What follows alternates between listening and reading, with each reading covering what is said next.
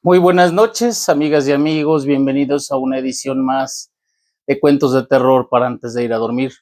Les saluda su amigo y servidor, Sheriff Christoph, y esta noche traigo un relato para ustedes, otro más, un video audible más para que ustedes puedan hacer sus actividades mientras escuchan esta historia de terror.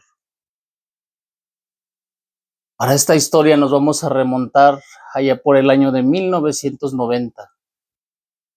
Vamos a explorar un suceso que le aconteció a una pareja joven, Álvaro y Adelina. Un matrimonio lleno de amor, lleno de cariño, con 2 hijos. El pequeño Álvaro, que recibió el nombre de su padre, y la chiquilla de nombre Raquel. Y esta historia sucedió en carretera, porque uno nunca sabe en qué momento las circunstancias te van a hacer llegar a vivir algo inexplicable, algo tan oscuro como la noche, algo tan misterioso y tan terrible, que se queda grabado en tu memoria para siempre. Bueno, Álvaro y su esposa vivían ahí en la colonia Portales, al sur de la Ciudad de México. Ellos eran un matrimonio joven, prácticamente no tenían problemas, tenían una posición económica que de alguna manera les permitía vivir cómoda y desahogadamente. Ellos, al igual que muchos de las personas que vivimos en la Ciudad de México, eran hijos de personas que no nacieron aquí. Y tal es el caso de los padres de ellos que habían nacido en otro estado, en el estado de Guanajuato. Pero que después de haber vivido una temporada aquí en la Ciudad de México, decidieron volver a su estado, dejando aquí a Álvaro, formando su familia. Pero las noticias siempre llegaban, la familia nunca se separó, llegaban, se narraban los sucesos de un lado, de otro, y la familia tenía contacto, la familia seguía en contacto. Álvaro hablaba con sus padres cada cierto tiempo y la plática era amena. La familia, como lo dije, era una familia que se apreciaba mucho, que estaba muy unida. Y en una ocasión el padre de Álvaro le llama a su hijo y le dice que están solicitando que él sea padrino de una niña que va a hacer su primera comunión ahí en el natal Guanajuato, una de donde es obviamente la familia de Álvaro, como ya lo dije. Total, Álvaro acepta, comienzan a hacer los preparativos, resulta que la fiesta va a ser allá. Y ya una vez que tienen todo listo, que las distancias se hicieron cortas después de todo eso, deciden que van a ir a festejar esa primera comunión al estado de Guanajuato. Álvaro es el padrino principal, él no puede faltar. Él de hecho tiene que hacer el viaje antes que su esposa y sus hijos, que todavía estaban en la escuela. Para ese momento aún no empezaban sus vacaciones. Entonces él decide viajar primero a Guanajuato para terminar de preparar todo lo que iba a ser la misa, todo lo que iba a ser la fiesta y todo lo que conlleva una celebración de este tipo. Así que unos días antes, 4 o 5 días antes, Álvaro toma su automóvil, acuerda con su esposa de que ella y sus hijos lo van a alcanzar allá en Guanajuato. Entonces él toma su coche, sale, transcurre el día sin novedad, todo tranquilo. De repente en la noche su esposa recibe la llamada de Álvaro. Oye, ya estoy aquí, ya llegué bien. Espero que pasado mañana tú salgas con los niños. Ya el autobús está listo y ahí los boletos ya están disponibles, ya están reservados, ya nada más es cuestión de que ustedes lleguen acá. Cuelgan la llamada, los días transcurren otra vez sin novedad. Y de repente, todo comienza a dar un giro inesperado. Sí, porque de repente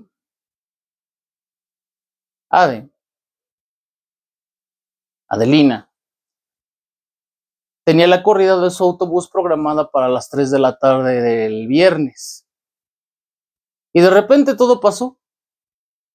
Llega a la ventanilla de los autobuses, le dicen que hubo un retraso y que tendrán que esperar a otro autobús que saldrá. No solo ella, sino que todos los pasajeros de esa corrida se vieron obligados a esperar al siguiente autobús, porque el que los iba a llevar originalmente tenía una falla mecánica. Y quizás ahí es donde el destino te dice que no viajes. Quizás el destino te está diciendo que tomes otra ruta o que salgas en otro momento.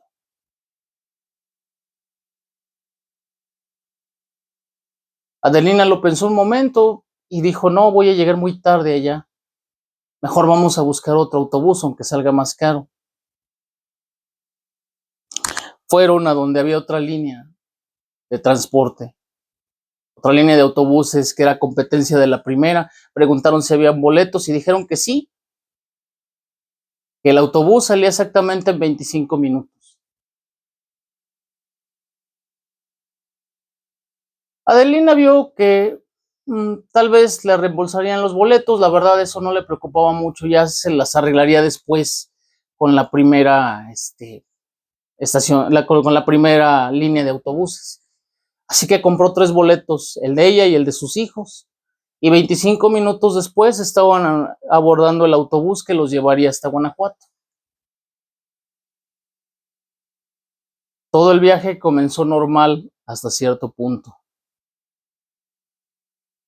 La tarde cayó y después llegó la noche, y con la noche llegó la oscuridad.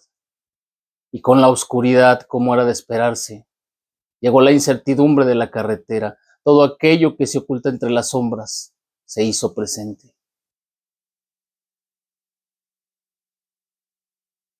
El autobús estaba envuelto en un extraño silencio, un silencio que se sentía pesado,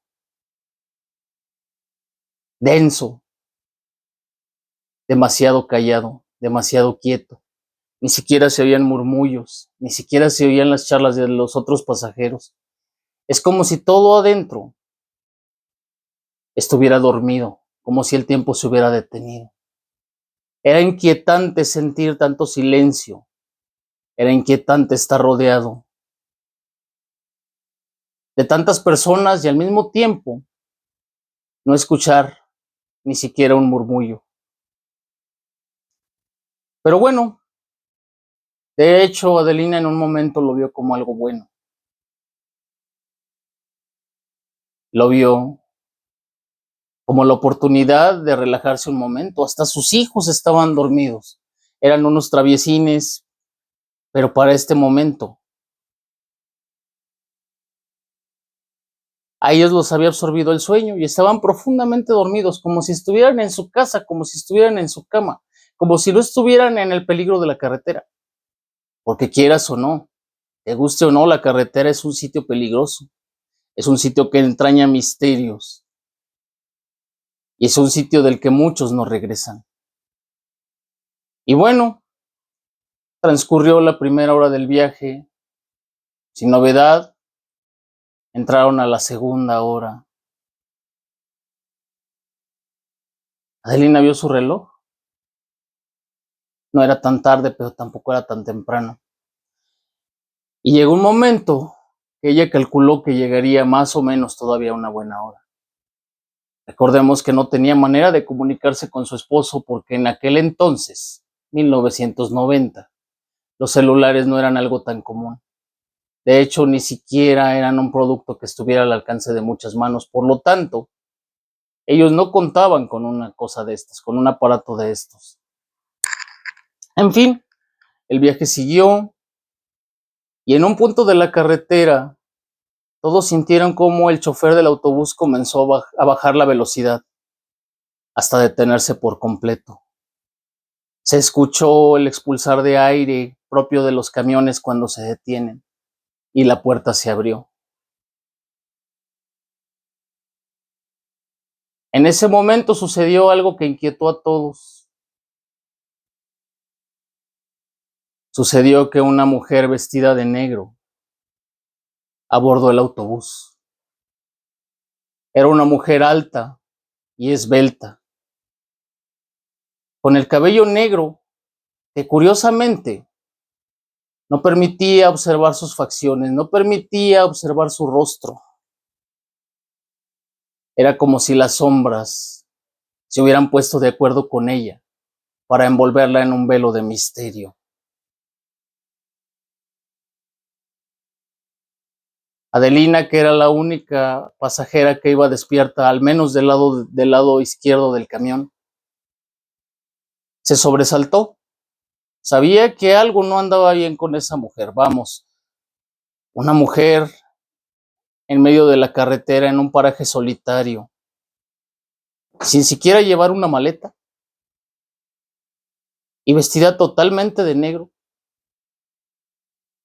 Lo más curioso es que todos aquellos que hemos viajado alguna vez en autobús, sabemos que los pasos resuenan cuando uno camina por el pasillo. En este caso no. Esta mujer parecía estar destinada a no emitir ningún sonido. En silencio caminó hasta la parte trasera del autobús, donde aún había un lugar disponible. Se sentó y en ese momento parecía que las tinieblas habían absorbido todo su rostro, todo su ser. Hubo un pasajero que despertó de su letargo un poco sobresaltado. Oiga, no, ¿por qué la sube? No, no la suba, ¿qué hace? Pero era inútil. El chofer ya lo había hecho. La mujer ya estaba a bordo. Se cerró la puerta, se liberaron los frenos y el autobús comenzó a avanzar. El autobús continuó con el viaje hasta la ciudad donde tenían que llegar.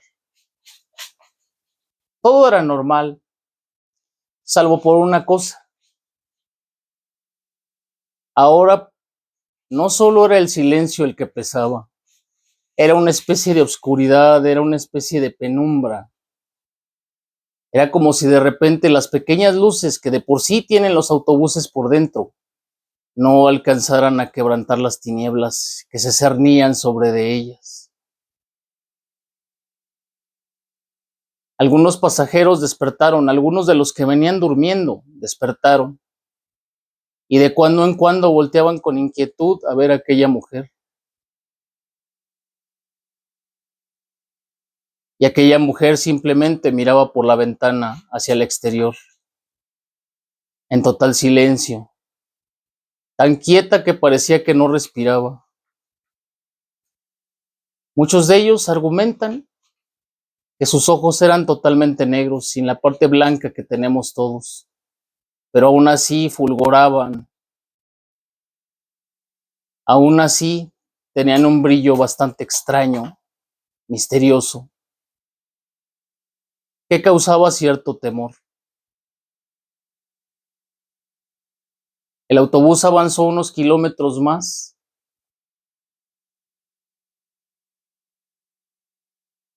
y todo parecía estar bien. Ni siquiera era un momento de aquellos que ponen peligro adicional en la carretera. No estaba lloviendo, no había otros vehículos en la carretera estaba libre. Ni siquiera estaban en una zona de curvas. Pero en un momento dado sucedió lo impensable. De pronto escucharon un golpe seco, un estallido, y de repente el autobús comenzó a perder el control. Comenzó a zigzaguear por la carretera. Comenzó a golpear los árboles, las ramas que estaban alrededor. Finalmente, el autobús dio una vuelta completa de 180 grados y la parte frontal quedó mirando al sentido contrario de cómo venían o de cómo tenían que viajar. Al fin de cuentas, todo se detuvo.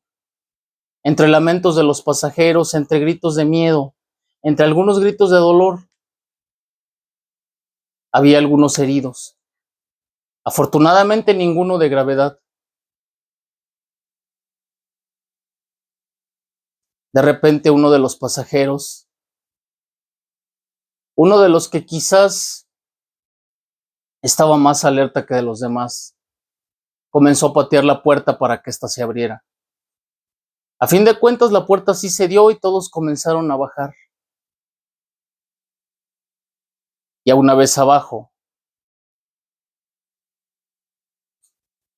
comenzaron a preguntarse unos a otros si estaban bien, si no habían resultado con lesiones, qué les dolía, qué pasaba, qué iban a hacer. El único que no respondía, el único que no se bajaba y que no se movía, era el chofer del autobús. ¿Y por qué? Simplemente porque ya no tenía signos vitales. Había muerto en un impacto que no debió haberlo matado. Su lugar en la cabina estaba a salvo, no se había dañado, no había resultado compactado. No había razones para pensar que algo así pudiera acabar con la vida del chofer.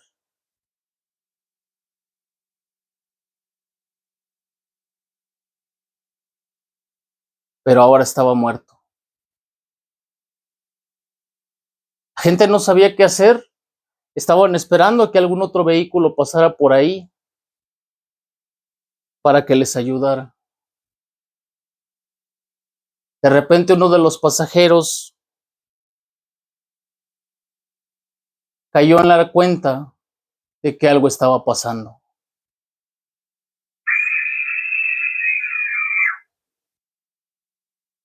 Resulta que cuando buscaron a aquella enigmática mujer de negro, cuando la buscaron entre los pasajeros, ya no se encontraba ahí.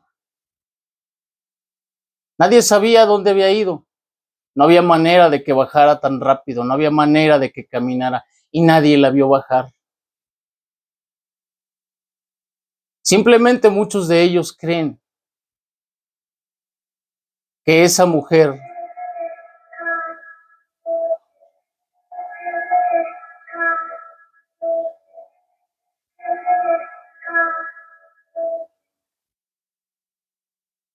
esa mujer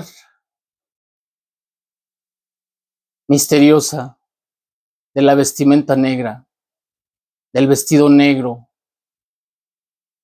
del cabello largo y de la mirada inexorable, era la muerte que había venido por el chofer de aquel autobús. Y aunque él sabía